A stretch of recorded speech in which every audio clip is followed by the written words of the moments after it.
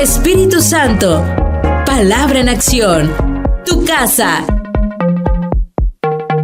Hoy vamos a hablar de un tema. Yo le puse a este tema solamente así, una sencilla palabra: resistencia.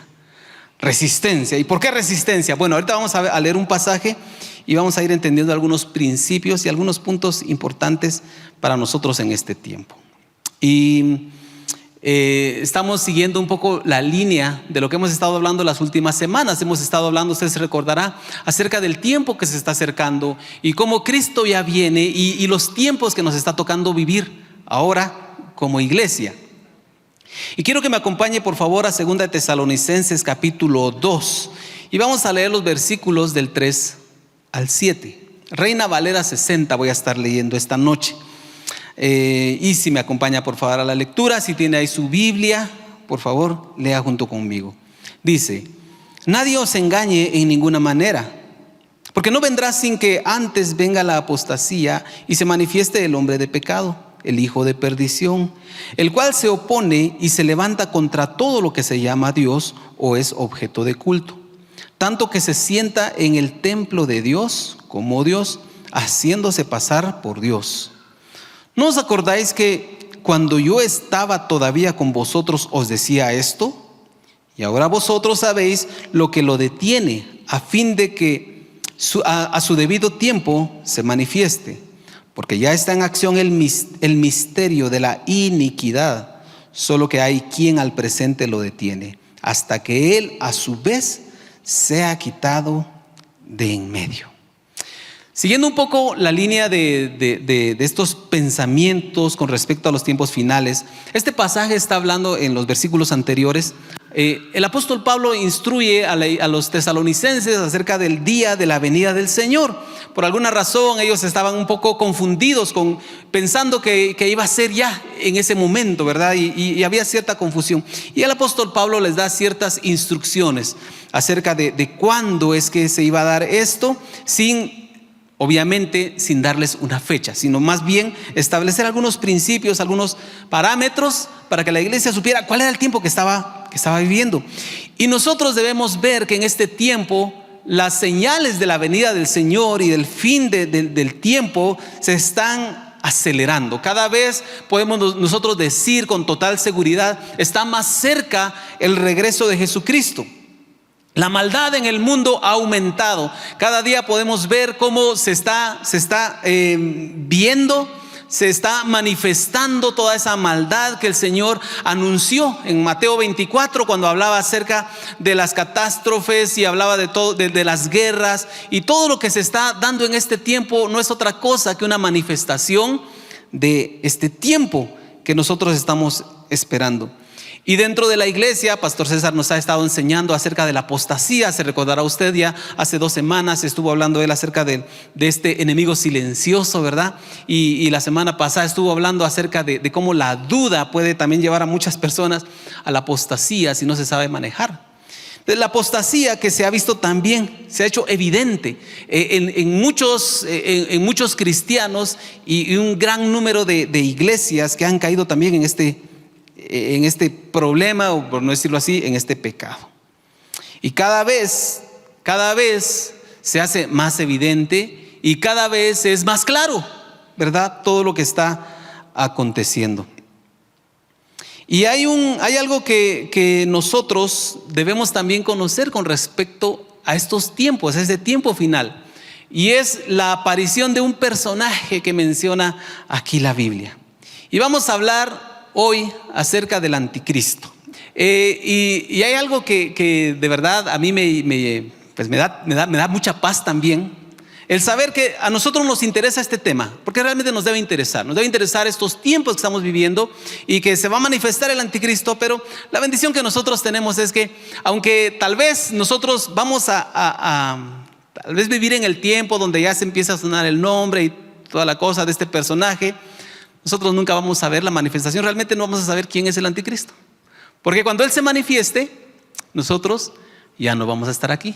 ¿Cuántos dicen amén?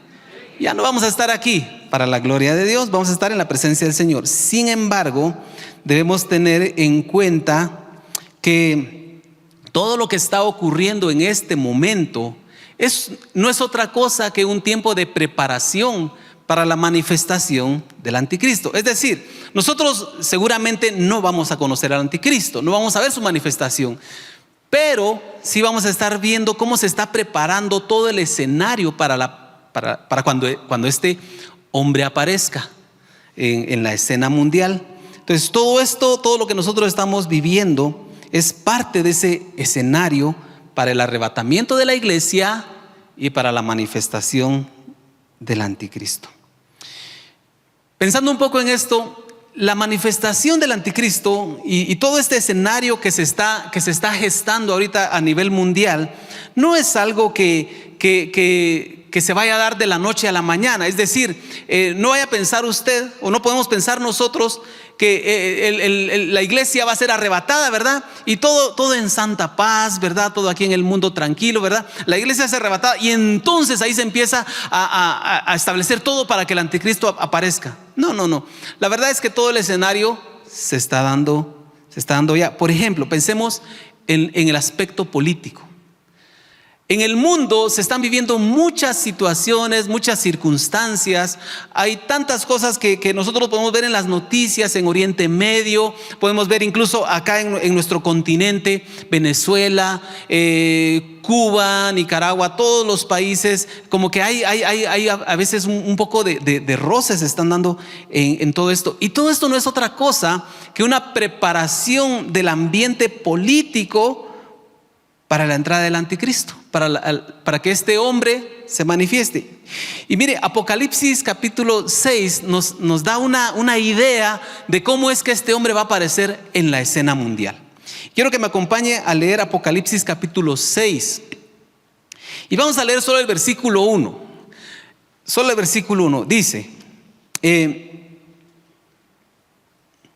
vi cuando el Cordero abrió uno de los sellos, y oí a uno de los 4 seres vivientes decir, como con voz de trueno: ven y mira. Y miré, y he aquí un caballo blanco, y el que lo montaba tenía un arco, y le fue dada una corona, y salió venciendo y para vencer. Estaba estudiando un poquito acerca de este pasaje. Me llamó mucho la atención que dice que durante muchos años, hace muchos años, muchas personas le atribuían a este personaje que aparece aquí, esta visión que tenía Juan, lo atribuían en primer lugar algunos decían que era Jesucristo, que este jinete era Jesucristo, decían en ese entonces. Luego dice más adelante, algunos decían que en realidad era el Espíritu Santo. Y qué interesante, ¿verdad? Que decían de que por las características que tenía y el caballo blanco sobre todo, decían que era el Espíritu Santo. Otros también llegaron a decir también que era la predicación del Evangelio, que ese caballo realmente no representaba a una persona, sino representaba al Evangelio. Y cuando hablaba del arco decían ellos de que al tener un arco, ustedes saben, una flecha es un arma de alcance, un arma que se lanza y llega a cierta distancia. Entonces decían algunos estudiosos de la antigüedad, decían es el Evangelio, ¿verdad? Tratando de entender un poco lo que decía así.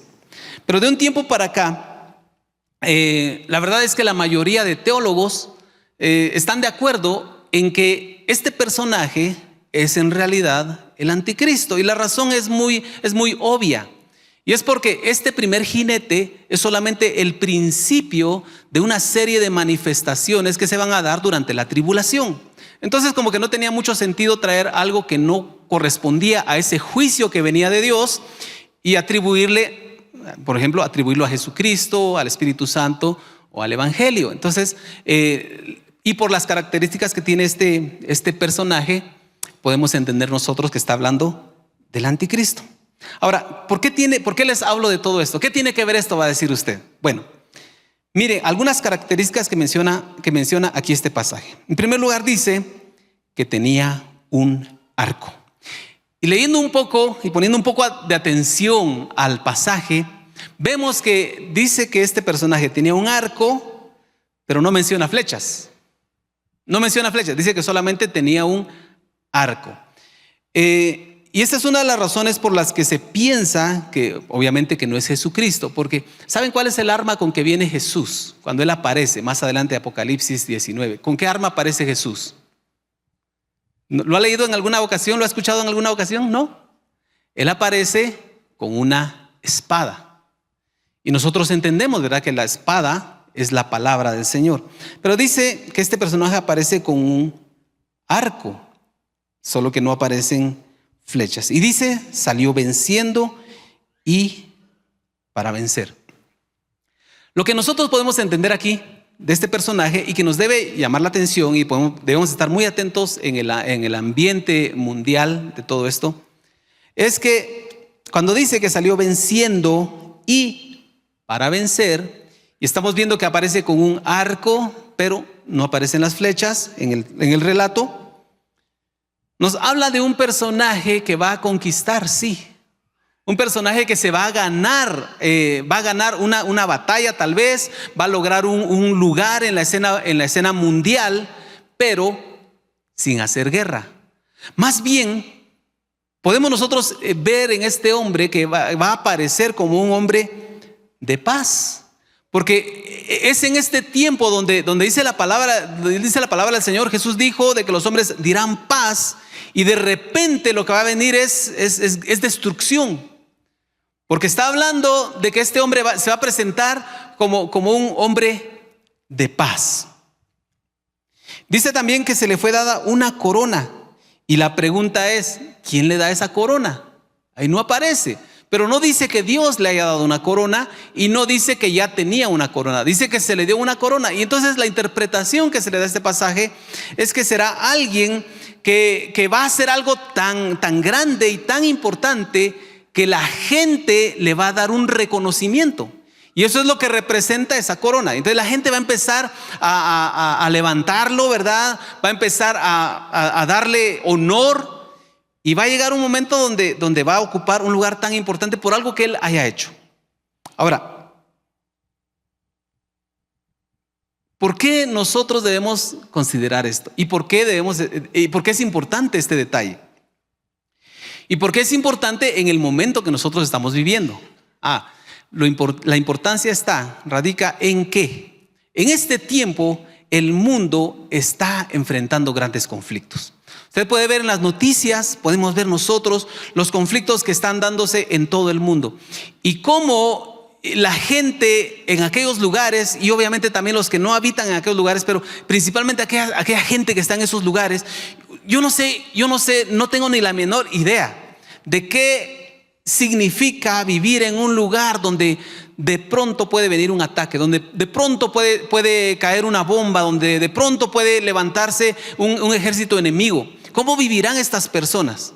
Angustiadas, con intranquilidad, turbadas todo el tiempo, con miedo, con temor. Ahora le pregunto, ¿será que estas personas estarán anhelando paz? ¿Estarán anhelando paz aquellas personas?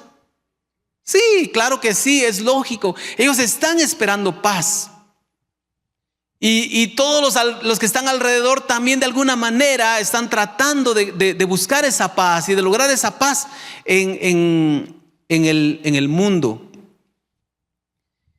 Y entonces, en este escenario donde ahora mismo hay un ambiente de guerra y donde hay rumores de guerra y donde se está cumpliendo todo esto, claro que va a ser muy fácil que este personaje, el anticristo, aparezca y sea bien recibido, por decirlo así, sea bien visto, porque dice que él va a traer una supuesta paz. Y esa es una de los grandes de las cualidades de este hombre. Entonces él va a traer un ambiente de paz, solamente que temporal.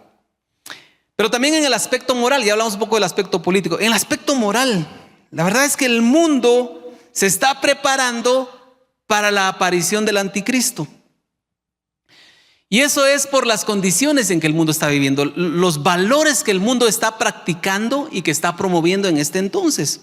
Fíjese que en el pasaje que leímos de 1 Tesalonicenses, en el versículo 3 se refiere a este hombre como el hombre de pecado y el hijo de perdición. El 4 dice, el cual se opone y se levanta contra todo lo que se llama Dios o es objeto de culto, tanto que se sienta en el templo de Dios como Dios, haciéndose pasar por Dios. Y ahora, en el mundo actual, la verdad es que todo lo que se está viendo, todo lo que nosotros vemos ahora en la farándula, por decirlo así, en los personajes que se han hecho famosos, la verdad es que el mundo como que está viendo estas características que va a tener el anticristo, como que las ve como algo positivo, de verdad, y a veces asusta pensar esto. Por ejemplo, aparece alguien por ahí muy famoso, un artista, un actor muy famoso, y de repente, como dicen por ahí, sale del closet. Aunque ahora ya ni se meten al closet, creo yo. De repente anuncia así, con todo orgullo, su orientación sexual. Y resulta que este hombre tan famoso le dice a todo el mundo que es gay. Le dice así. Ahora, ¿qué hace el mundo? ¿Qué hace la gente en este tiempo? ¿Qué hace la gente cuando alguien expresa eso? ¿Qué hace? ¿Lo rechaza? ¿El mundo? No, le aplaude. Le aplaude, le dice, qué bueno. Y sí, y le hacen la bulla y toda la cosa. Y mire, el anticristo va a ser un hombre que va a representar toda la maldad. Va a representar la maldad, va a representar el pecado. Por eso dice que es hijo de pecado, es hombre de pecado, perdón, hijo de perdición. Entonces, para nosotros que estamos en Cristo, a nosotros obviamente nos produce un rechazo pensar en alguien. Si alguien se para y está viviendo una doble vida, nosotros decimos que el Señor lo ayude, ¿verdad? Pero nosotros no podríamos aceptar a alguien así, realmente. Que está en su pecado, que defiende su pecado, como si nada. Pero el mundo sí. Y entonces el mundo, por decirlo así, está listo para recibir a una persona así. No lo van a rechazar, más bien lo van a admirar, lo van a respaldar y lo van a seguir. Porque es lo que él representa. Y todo lo que estamos viviendo nosotros en este tiempo no es otra cosa que la preparación del escenario para que esto se dé. Este hombre se va a manifestar, dice, hombre de pecado, hijo de perdición. Se opondrá a todo lo que tenga que ver con Dios. Y dígame si no, el mundo en este tiempo está tratando con todas sus fuerzas de expulsar a Dios. El mundo no quiere nada con Dios. El sistema del mundo está tratando de avergonzar el evangelio, está atacando el mensaje de la palabra de Dios. El mundo quiere a Dios fuera. Yo creo que el mundo al final no tiene tanto problema con otras religiones, no lo tiene. Pero cuando se habla de Dios y cuando se habla de la palabra de Dios, el mundo está tratando de echarlo lo más lejos que pueda. No quiere el mensaje de la palabra, no quiere saber nada de Dios. Esa es la idea, esa es la tendencia del mundo actual. Quieren a Dios fuera. Y entonces otra vez viene el anticristo. Dice que va a ser un hombre que no va a querer nada con Dios. Nada que tenga que ver con el Señor. Y después dice, tomará el lugar de Dios. En el pasaje leímos que se sentará en el trono de Dios, como si fuera Dios. Querrá tomar el lugar de Dios. Y pensemos en esto. ¿No será que el mundo en la actualidad es muy fácil que le dé el lugar de Dios a cualquier cosa? A cualquier persona. Ustedes ven a un jugador de fútbol y solo porque ha hecho historia en el fútbol, hay lugares donde, en Italia por ejemplo, con Maradona, lo endiosaron. No sé si es correcta la palabra, hermano Naito. Lo endiosaron allá. En Argentina lo endiosaron. Un jugador de fútbol.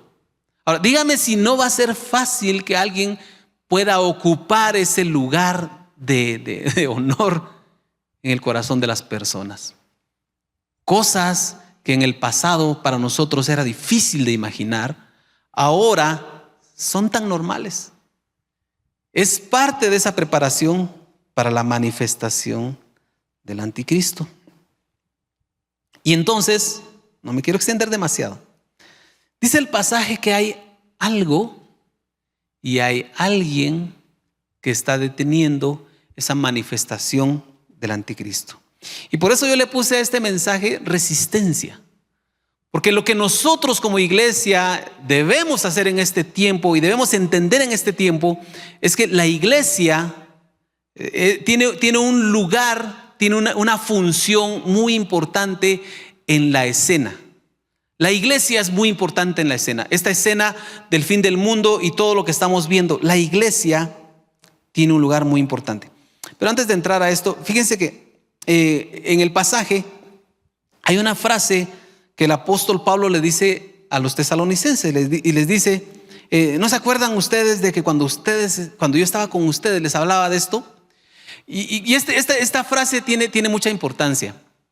Yo me ponía a pensar cuando estudio este pasaje, me he puesto a pensar, y antes me ponía a pensar mucho, ¿por qué es que el Señor no habló tan claro, no lo dejó tan claro aquí de decir quién era este que detenía, qué era lo que estaba pasando?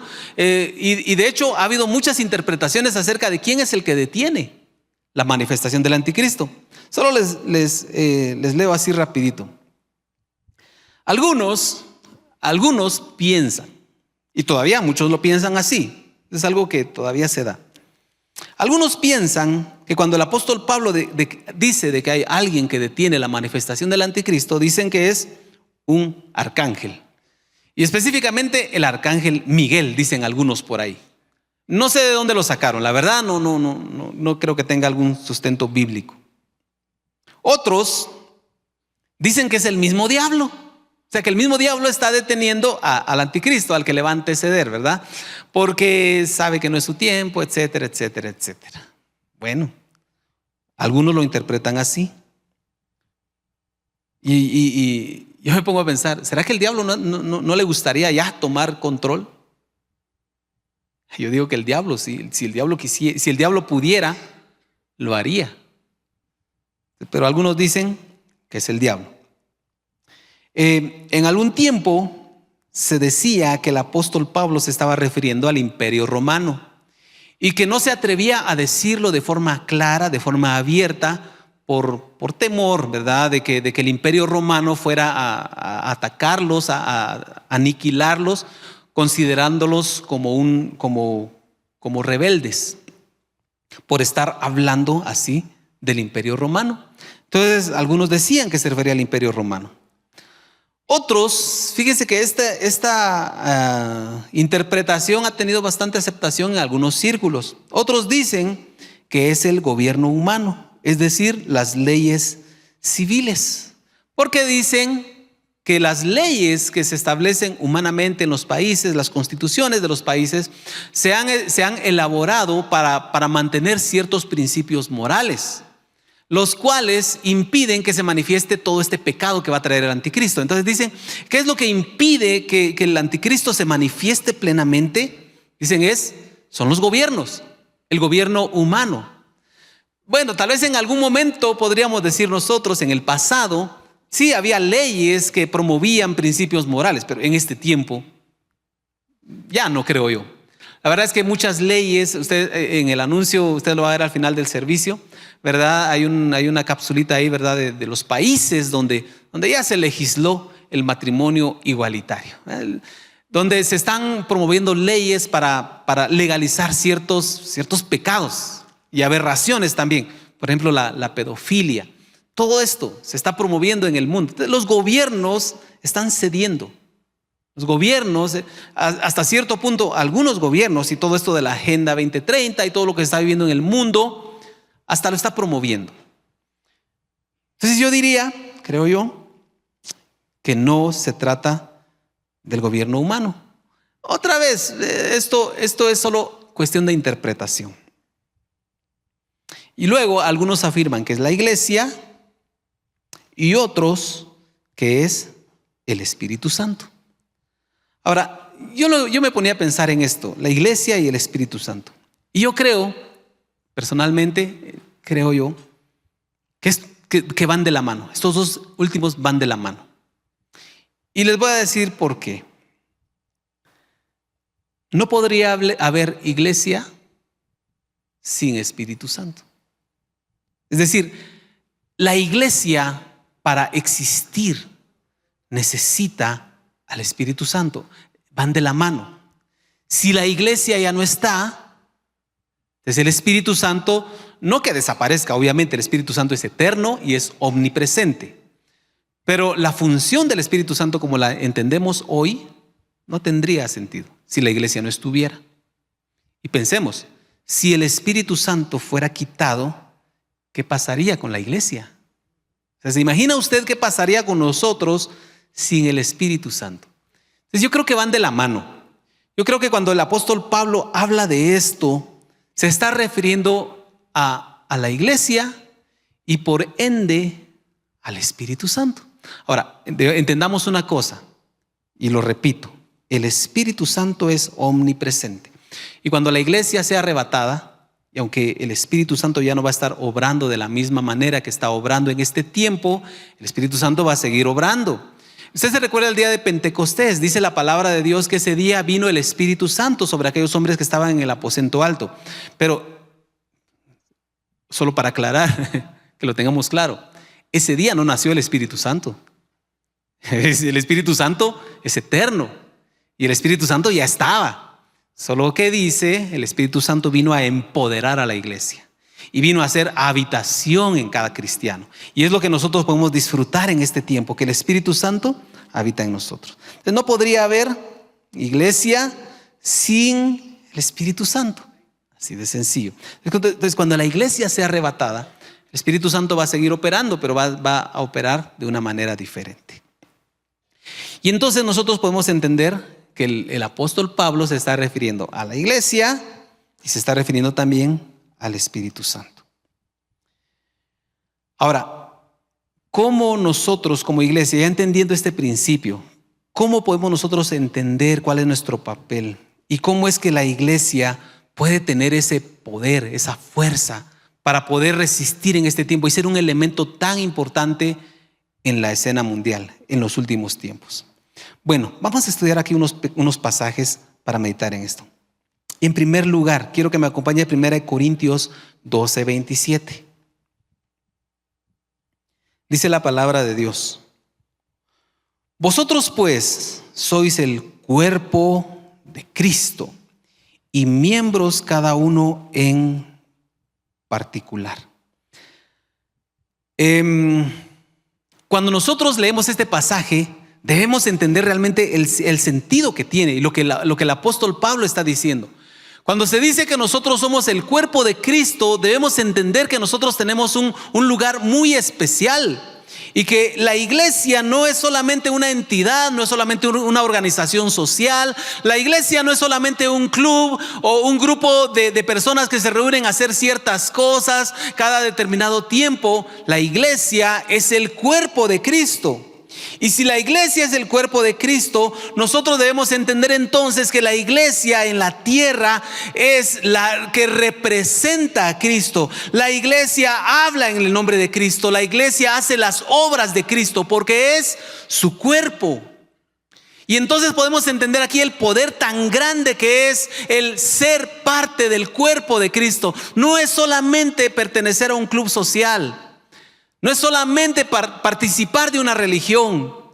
El ser el cuerpo de Cristo, ser parte del cuerpo de Cristo, nos coloca a nosotros en una posición donde nosotros podemos hablar en su nombre, podemos ser su boca, podemos ser sus pies, sus manos, ir a donde Él quiere que vayamos, llevar su palabra a donde quiera que la llevemos. Es lo que nosotros debemos entender, es lo que estamos haciendo en este tiempo. Y mientras esté el cuerpo de Cristo en la tierra, va a haber algo ahí que va a impedir ese avance de la maldad. La iglesia tiene que permanecer en esto y saber que es el cuerpo de Cristo y tiene una función como cuerpo de Cristo. Tenemos una función como cuerpo de Cristo. Es nuestro privilegio. La iglesia debe hablar en el nombre de Cristo. ¿Qué significa que nosotros hablamos en el nombre de Cristo? Significa que nosotros declaramos las palabras de Cristo. Significa que lo que Él habló y lo que Él dice, lo que Él declara, es lo que nosotros hablamos y lo que nosotros declaramos. Puede venir alguien a decirle a la iglesia, a los cristianos: no, el mensaje debe cambiar. Ahora el mensaje del evangelio ya tiene que ser un poco diferente, adaptado a las nuevas circunstancias, adaptados al nuevo mundo. Nosotros debemos entender que si nosotros somos el cuerpo de Cristo, debemos hablar las palabras de Cristo. Y todo el tiempo que estemos en la tierra, y aunque el mundo diga otra cosa, y aunque las ideologías cambien, aunque las maneras de pensar sean otras, y aunque los tiempos sean otros, nuestras palabras, lo que nosotros hablamos, debe ser conforme a las palabras de Cristo, porque somos su cuerpo. Somos el cuerpo de Cristo. Cuando nosotros pensamos en que somos el cuerpo de Cristo, entonces también debemos entender que nosotros somos los llamados a hacer las obras de Cristo. Hay una tendencia en la actualidad a hacer todas las prácticas que sean contrarias a la naturaleza de Dios.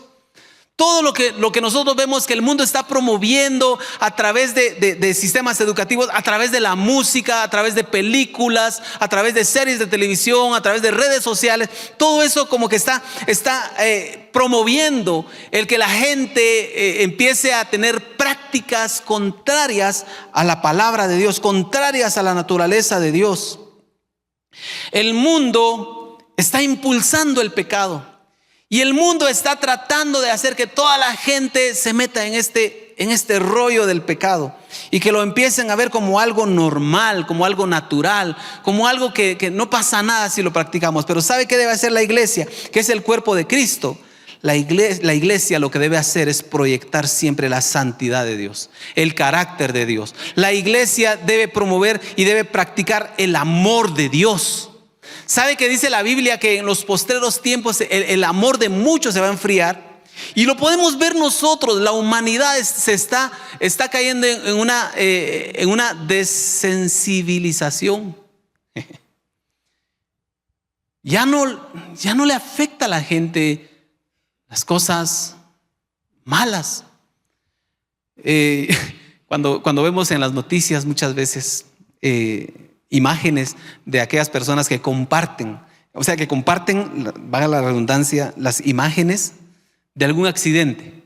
Y usted lo puede ver, un accidente en tal lugar, y alguien ahí grabando con su teléfono, grabando el accidente, grabando la herida, grabando todo lo que pasó. Y la pregunta es: ¿en qué momento se piensa en ayudar al que está pasando un problema? Como que se vuelve más fácil solamente grabarlo y compartirlo. Como que de repente, creo yo, al mundo le está interesando más el tener likes que ayudar al prójimo. Y es algo que se está viendo en este tiempo. El mundo ya no siente el dolor. De la iglesia, como el cuerpo de Cristo, debe manifestar obras que demuestren el amor de Dios. El Señor espera que nosotros lo hagamos. Dios todavía quiere manifestar el amor al mundo. Juan 3:16, usted lo sabe. Porque de tal manera amó Dios al mundo, que dio a su Hijo unigénito para que todo aquel que en Él cree no se pierda, mas tenga vida eterna. Y Dios mostró su amor y nosotros hemos recibido ese amor. Pero ¿sabe que el mundo también necesita recibir ese amor? ¿Y sabe quién le va a mostrar ese amor de Dios al mundo? Es la iglesia, el cuerpo de Cristo. En este tiempo debemos hacerlo. Mientras el mundo se está preparando para recibir a un personaje que es cero amor, la iglesia está haciendo ahorita resistencia y mostrando el amor de Dios. Y es un esfuerzo que nosotros debemos hacer. Debemos esforzarnos, oiga bien, esforzarnos en amar. Porque el mundo está empujando en la dirección contraria. Pero nosotros tenemos que mostrar el amor de Dios. El amor para el perdido. El amor para el que no conoce a Cristo. El amor para que él tiene su destino es la condenación. Tenemos que mostrar el amor de Dios. Entonces la iglesia es el cuerpo de Cristo. Por eso tiene un gran poder y por eso tiene este lugar tan importante en el calendario de Dios. Número 2, la iglesia tiene el poder de vencer al enemigo. La iglesia ha recibido un gran poder y el poder es de vencer al enemigo. La iglesia no fue creada para ser vencida. La iglesia fue creada para vencer, para avanzar. La iglesia es poderosa. Mire, mi amado hermano, usted no pertenece a cualquier cosa. La iglesia es el cuerpo de Cristo y tiene un poder extraordinario. Dios lo ha depositado en su iglesia. Primera de Juan 5:4 dice: porque todo lo que es nacido de Dios vence al mundo, y esta es la victoria que ha vencido al mundo, nuestra fe. Todos los que pertenecemos a la iglesia, todos los que somos iglesia, estamos en este lugar y lo hemos recibido por la fe que Dios espera de nosotros, y por la fe es que nosotros estamos en este lugar. Pero esa fe también, dice, es un poder que nos ayuda a nosotros, es la garantía que nosotros tenemos, que la iglesia tiene para vencer al mundo. Entonces, en este momento donde todo el escenario se está preparando, donde todo está caminando en una dirección contraria a lo que es de Dios, contraria a la naturaleza de Dios, donde se está preparando todo este escenario, la iglesia tiene el poder para caminar en la dirección contraria. La iglesia no fue diseñada para ser arrastrada por el mundo, para ser vencida por el mundo. La iglesia fue creada para vencer al mundo y lo hace a través de la fe. Entonces nosotros tenemos ese lugar también y tenemos ese poder en nuestras manos, o más bien dicho, en nuestra boca. Hay un poder en la iglesia. Hay una promesa poderosa del Señor para la iglesia. Vea lo que dice Mateo 16:18. El Señor Jesús dice: yo también te digo que tú eres Pedro, y sobre esta roca edificaré mi iglesia, y las puertas del Hades no prevalecerán contra ella. La iglesia, el cuerpo de Cristo, en este tiempo que se está preparando para la manifestación de la maldad, en este tiempo donde ya se empieza a ver todo esto que se está desatando en el mundo, la iglesia, aún en este tiempo y sobre todo en este tiempo, tiene ese poder de avanzar, aún en contra de las fuerzas del mal. Porque el diablo está trabajando, el diablo existe. Usted no se vaya a dejar engañar. De repente hay ideologías por ahí que dicen: no, que ni el diablo existe, ¿verdad? Tranquilos. Y si le esconden al enemigo, lo puede atacar donde quiera. Pero la iglesia fue creada con ese poder para avanzar, y es necesario que la iglesia siga avanzando. Y número 3, ya con esto voy terminando. En la iglesia, oiga bien, en la iglesia reside el poder del Espíritu Santo. 1 Corintios 3:16 dice: ¿no sabéis que sois templo de Dios y que el Espíritu de Dios mora en vosotros? Templo de Dios. ¿Dónde habita el Espíritu Santo? ¿Dónde habita Dios? En la iglesia. ¿Y quién es la iglesia? Cada uno de nosotros. Cada uno de nosotros, como templo del Espíritu, somos esa iglesia. Somos la iglesia poderosa del Señor. Y el poder del Espíritu Santo es el que nos ayuda en este tiempo. Y entonces van a venir problemas. Claro que sí, van a venir problemas. Van a venir dificultades, también van a venir. Va a venir persecución. Pero ¿sabe cuál es el poder que nosotros tenemos? ¿Sabe cuál es la fuerza que nos impulsa a nosotros y la que nos mantiene vivos y la que nos va a mantener en los momentos de dificultad? Es el Espíritu Santo que habita en cada uno de nosotros. En la iglesia habita su Espíritu, y ese es el poder que nosotros podemos disfrutar, del cual echamos mano para permanecer firmes. Donde quiera que haya un cristiano, una persona que ha nacido de nuevo, ahí está la presencia del Espíritu Santo. Yo pensaba en esto: cuántas personas en lugares importantes, cristianas, nacidas de nuevo, están ahí con un propósito. Mire, tenemos que orar por ellos. Tenemos que orar por las personas que están ahí. personas que están representando a Jesucristo, personas que están ahí haciendo esa resistencia, porque se está haciendo. Hay una fuerza ahí luchando por establecer el pecado, para establecer todo lo que es contrario a la naturaleza de Dios, pero también hay una resistencia. ¿Y sabe qué es lo único que ha sostenido a estos hermanos nuestros? ¿Sabe qué es lo único que ha sostenido al mundo para que no sucumba ante los ataques del enemigo? Es que ahí está ese poder del Espíritu Santo habitando en cada uno de los hijos de Dios. En cada hijo de Dios está y le da el poder para poder resistir, estar firme. En Hechos 1:8 dice la palabra de Dios que el Espíritu Santo iba a venir y el Señor anunció que vendría y que iba a dar poder para ser testigos. Pero cuando se habla de testigos, cuando nosotros encontramos esta palabrita, ser testigo, va a llegar un momento donde, así como fue en los primeros años, donde ser testigo del Señor va a implicar un grave peligro para la persona. Porque en aquel entonces, los primeros años del evangelio, del cristianismo, aquellos que se decían testigos de Cristo estaban en un grave peligro de muerte, y muchos de ellos fueron muertos. A muchos de ellos les cortaron la cabeza, los lanzaron a las fieras por haber dicho que eran testigos. ¿Testigos de qué? De la resurrección de Cristo. ¿Testigos de qué? Del poder de Cristo. Eran testigos. Entonces, cuando nosotros vemos este versículo de Hechos 1:8, debemos entender también que es ese poder el que necesita la iglesia en este tiempo para permanecer firme, para estar firme en este tiempo tan complicado, tan difícil. Es solamente el poder del Espíritu Santo el que nos va a sostener, el que va a sostener a la iglesia.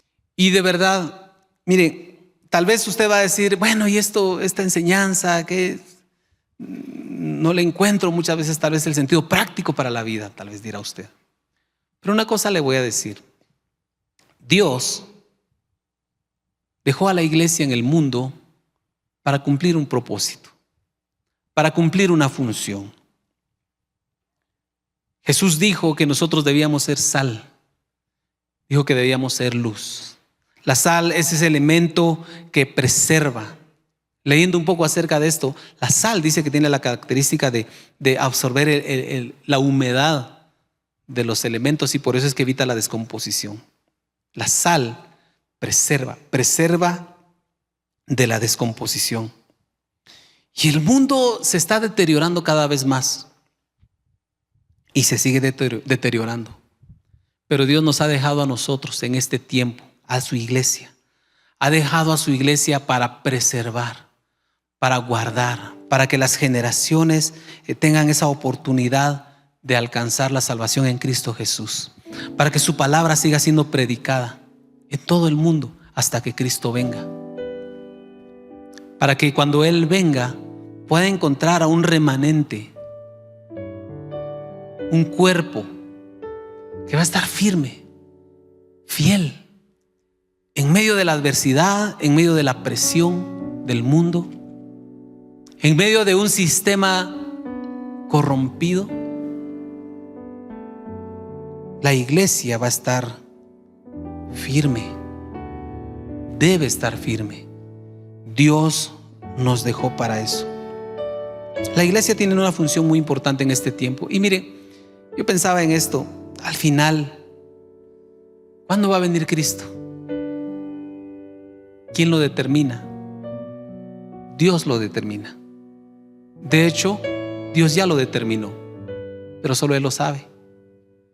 Pero mientras estamos en este mundo, mientras estemos aquí, debemos nosotros entender cuál es la función por la cual estamos acá.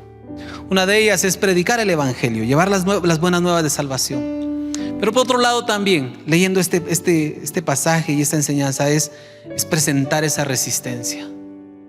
Es realmente permanecer firmes. Y mientras se está gestando todo esto en el mundo, todos los problemas que nosotros tal vez algunos de ellos los vemos muy lejos. Decimos, no, estos problemas de pecado, estos problemas de inmoralidad se están dando en Europa, se está dando en Estados Unidos, decimos nosotros. No, la verdad es que está más cerca de lo que nosotros nos imaginamos. Más cerca.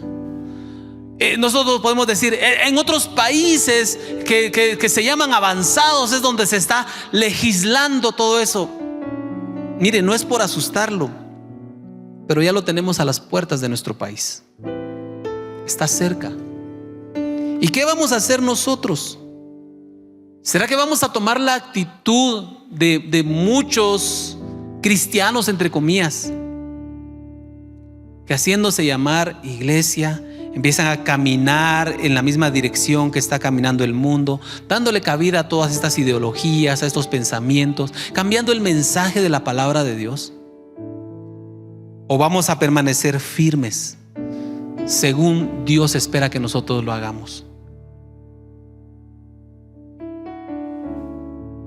Creo que tenemos una gran responsabilidad nosotros, todos nosotros. ¿Y cómo es que la iglesia se muestra fuerte? ¿Cómo es que la iglesia hace una diferencia? ¿Sabe cómo es? ¿Sabe cómo es?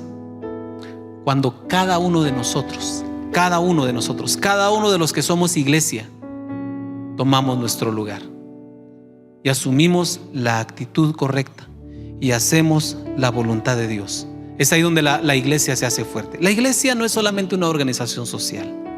La iglesia somos cada uno de nosotros. Espíritu Santo, palabra en acción. Tu casa.